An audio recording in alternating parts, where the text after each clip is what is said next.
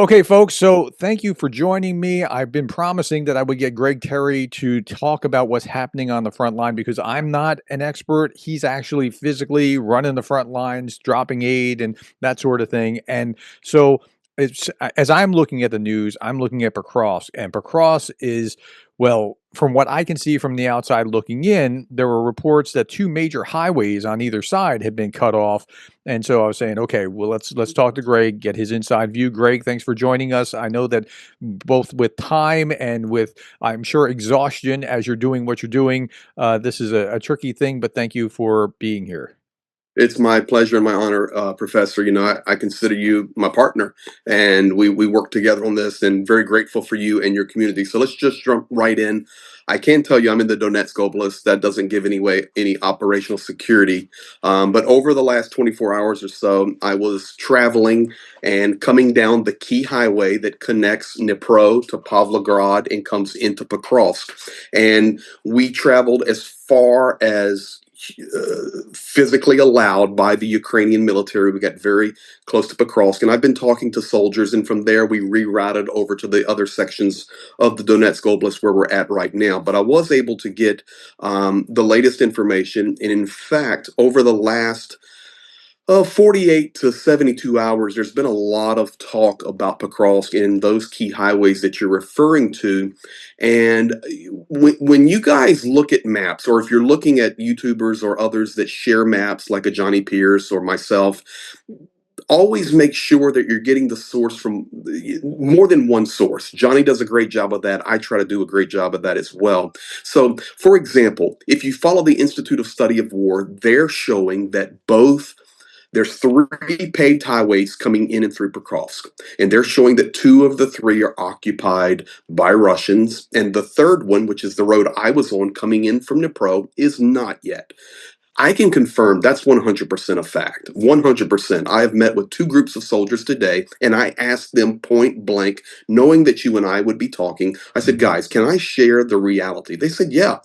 Deep State is delaying a couple of days on their movements because of new agreements they really made with Ukrainian defense, to not overshoot or put too much information out there because it's Ukrainian. So I can confirm to you that Pokrovsk right now and Mirnograd, um, the road between Pokrovsk and Konstantinivka has a curve in it. And this is the curve I have talked about for 6 months. Hmm. Russia 100% has that interchange. They have about a 200-meter section of that road. There are battles there right now because it's the most important junction between Pokrovsk, Mirnograd, and Konstantinivka, and unfortunately, it is now cut. Now, does that make a huge difference? Well, physically, yes, but technically, no, because the logistic routes were basically cut already due to Russia being so close and Hmm. drones and artillery. But physically, now they have it. Now, if you look at the map of Pokrovsk and you look west back toward Dnipro and Zaporizhia, there is a main road that goes up, the road I was on, that goes to Pavlograd and then Dnipro.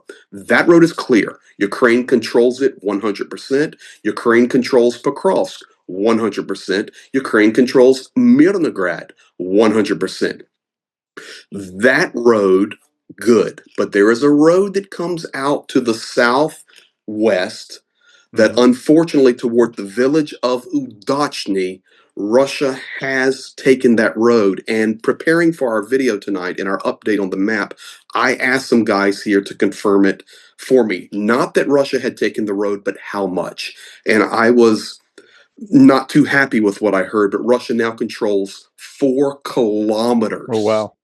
4 kilometers, So not that's not 200 a meters. little slice that they can push back, but they have a wow. No, no, they have 4 kilometers controlled, and they are pushing towards Udachny, which, very interesting, pushes them towards the Dnepropetrovsk Oblast, gets them closer to that line. But Yeah. unfortunately, it's really cutting that flank as Russia is flanking that. And I'll just say this, if you're wondering how far the Russian troops are from the main highway coming in from Pokrovsk, Mhm. 4.8 kilometers. Okay, so answer this for me. Are they trying to reach out to the Donetsk Oblast border? Or are they trying to encircle, or maybe they're doing both? Well, so they're in the Donetsk Oblast. They're pushing towards the Dnipropetrovsk Well, Oblast. I know to the end, to complete the border is what I'm Yes, saying. absolutely. They're trying to get to the end. So they are right now pushing unbelievably westward. They're Yeah. pushing westward to take the village of Udachny. And once Udachny is taken, and that's the larger town, Hmm. larger village. There's one last village called Molodetsky, and that is the border village on the Dnipropetrovsk Oblast.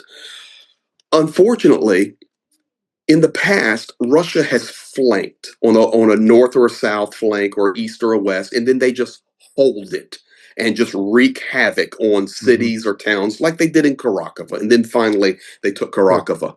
But this time, whether it's due to the supply of Ukrainians, weariness, mass of Russian troops, and I can tell you today, speaking with a soldier, and he told me, he says, listen, if we eliminate 200 invaders pushing on Pokrovsk, tomorrow there are 200 new.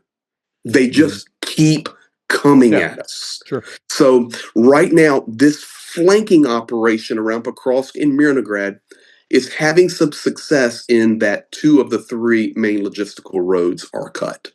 Okay. So that's a legit thing. What I saw on the news is you can 100% confirm. Oh, 100% confirmed, multiple sources. Okay. Tell me about Toretsk. Toretsk is gone.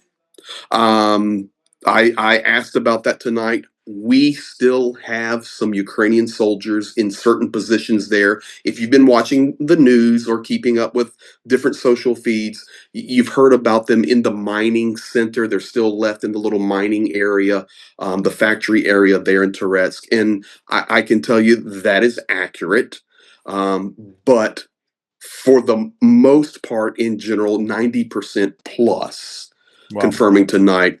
Toretsk is under Russian control. There are still some outskirt battles going on. Ukraine is not giving it up. It is not 100% Sure. They're fallen, making them but pay for it along the way. They'll get it. they're Okay. making So them pay for it. what other hotspots should we be paying attention to? Well, let's stay on this south side. So if you look at the map, we talked about Toretsk. The problem with Toretsk, Prof, is once they completely get through Toretsk, there's just two or three villages that come up a river bottom, Hmm. and they are on again the paved highway, the same paved highway we're talking about from Pokrovsk and Mirnograd. Hmm. And that paved highway, when you pop out of that field, you literally are in the city of Konstantinivka. Hmm. Konstantinivka comes to that main highway and stops. That's the edge of it. So that's what they're going to be pushing on. I can tell you also, this is very interesting. A couple of days ago, I was in the city of Zaporizhia. I can tell you now, no problem. And I'm at the Oko. And when I'm at the Oko, this lady with red hair working there, this is just an interesting story. She looks at me, she goes, Greg, I remembered her. She remembered me. She worked and lived in Konstantinivka. And she worked at the famous Oko where President Zelensky would go. In fact, his flag was hanging there signed. We worked and based there so many times, get to know these people. And I said, what are you doing here? She goes, I had to move to Zaporizhia. That Oko is now gone. And Oh that is wow. right on the southern side of Konstantinivka. So just to confirm, even Yeah. though they're not pushing on it, the artillery and the Yeah. shelling and the drone activity. So the last place on the south, basically due south of Pokrovsk, we just people you need to remember this name because right now it's going to be coming up in the news a little bit more tonight in the news here in just inside Ukraine. It's there, and the town is Velyka Novosilka. Velyka Novosilka. This has been a fortress city for Ukraine for 10 years. It is not a big city as Karakova, but it's thousands.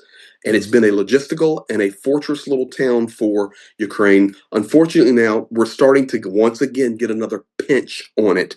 Hmm. And Russia has taken the paved highway above the Ukrainian soldiers. So right now, Ukraine is trying to scramble, save their guys, get them Yeah. out. They still say they have time, they have opportunity, they have access, but it's not on the paved highway. And when I talk about the weather, we had such a difficult time today driving. It was icy and windy. then it would rain, and then it would snow, and our truck was sliding all over the road and the mud. We were delivering some aid over here, not far from where I'm at now, and we're walking, and the mud is up to our ankles. It's just Yikes. very difficult right now. Well, So I mean, so those are the southern points. that should slow the tempo down, but that doesn't seem to be slowing the tempo down at all. Like when you Well, look at casualty figures and things destroyed and that sort of thing, it seems like the pace has been continuing to ramp up. Like when you look at number of casualties in January, it's 2 on average less than in December. Like 2, 1, 2. So it's still I can tell you 1,500 and why. change. I can I tell you thought it why. would have slowed by now. Like No, I can tell you why. drones. You're seeing a serious meat grinder operation, and I'm glad you asked that question. Tonight in Ukraine, and I'm getting ready to go to sleep, it is horrible weather. It is low clouds. It's foggy. It's misty. It's snowy. It's icy. So, what doesn't work in that weather? Reconnaissance drones. The Mavic 3Ts don't work. The thermal imaging doesn't work. And these are the nights. And as we were talking to soldiers, they were telling me, Greg, tonight will be hell because our guys will be blind. The Russians will storm. We will kill a lot of them, but they will wreak havoc on us tonight. So these are why the numbers are high, even in bad weather, Yeah. because the Russian meat grinder, they literally storm in this type of weather. So Yeah. that is why you say, okay, well, it's muddy, you can't move. They coming. But the death rate, the numbers, extremely high. Yeah. Extremely high. Okay, tell me about what's going on in Kursk. Kursk Oblast. I will tell you this: the last inside Ukraine is Kupiansk. Uh, Ukraine is finally holding Kupiansk. We Hmm. have basically stabilized Kupiansk, which is very important. It is a key logistical city north and east of Izum, which is north, basically straight up from Slavyansk and Kramatorsk and over to the east a little bit. Now, finally, your last question about Kursk. Hmm. Ukraine holding, it's vitally important that Ukraine holds. You will see reports where Russia's taking back a little bit from the Ukrainian offensive, and then you'll see reports that Ukraine is taking this new village in that offensive in the Kursk But they're in Oblast. different And places, they are. But right? what we're doing right now is Ukraine made that push about 8 kilometers on that surprise second kind of minor push offensive from this major Kursk invasion.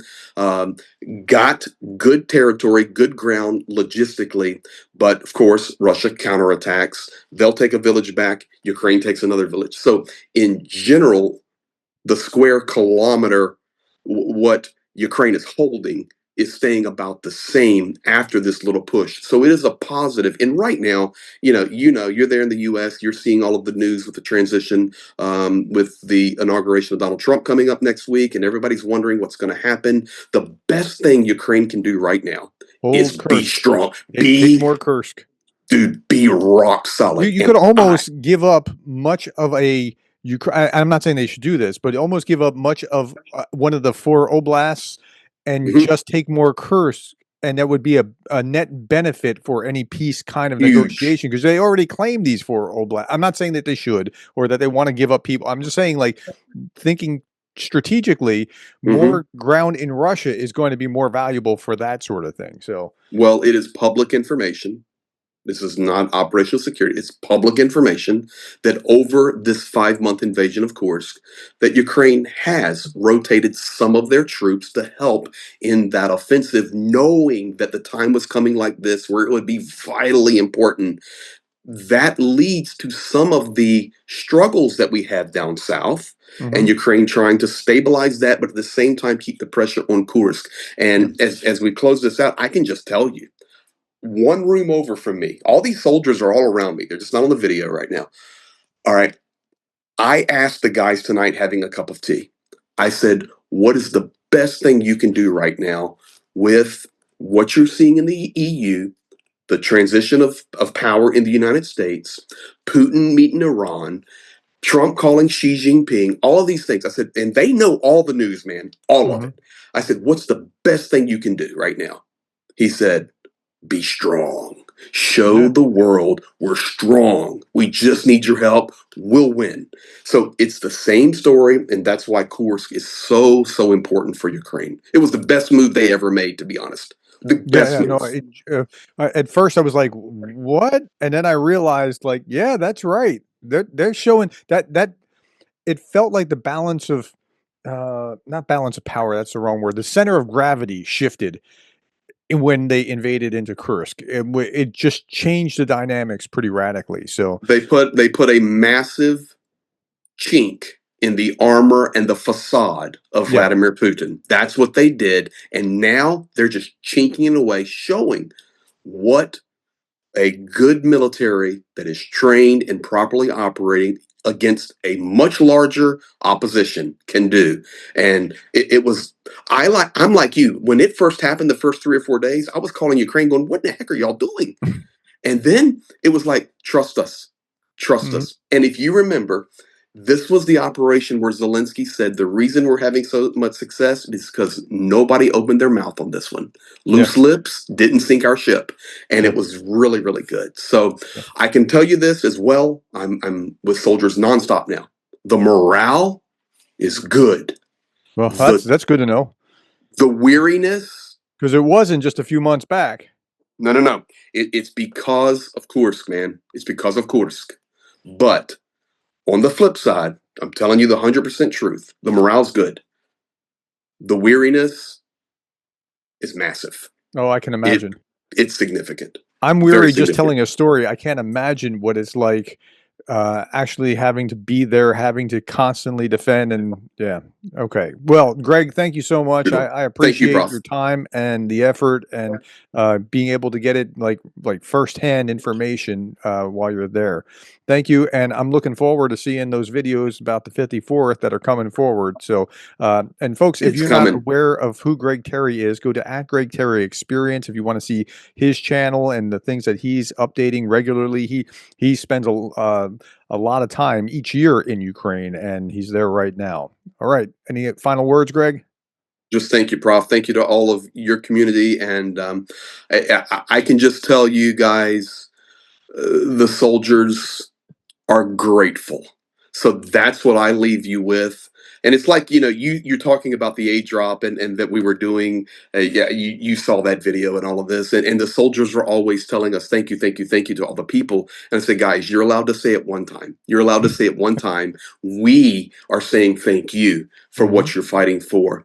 I'll tell you this, guys, wherever you're watching from tonight, whether you're in the US or around the world, I want you to think about one thing. On my live stream a couple nights ago with Dennis from the 28th, he's a commander from the 28th Brigade. I asked him, I said, Dennis, when's the last time you saw your wife and children? It was September. Oh, It was wow. September. And before that, it was 6 months before that. Here's what's painful about it: his wife and children live 5 hours from his position, 5 hours away, and has seen them the last time in September. And I can tell you this as well, how real this is for people. And like that Dennis example, and I'm telling your community, thank you. The reason he got immediately in the war and is now a commander in the 28th Brigade is his mother was killed by a Russian missile. Wow. And these people, these heroes, are not going to give up. And they say thank you, but we say thank you to them. And we appreciate all of you guys. But stick with us. The best is yet to come. We believe that. We're fighting for victory. And with all of the world standing together, working together, and hopefully nations come into line and assist with their governmental side, the best is yet to come. So thank you, All Prof. right. Well, Thank thank you. you, Greg, and thank you to all the viewers. Thank you for the time and the likes and the shares and the subscribes. Thank you for being the kind of people that care about Ukraine.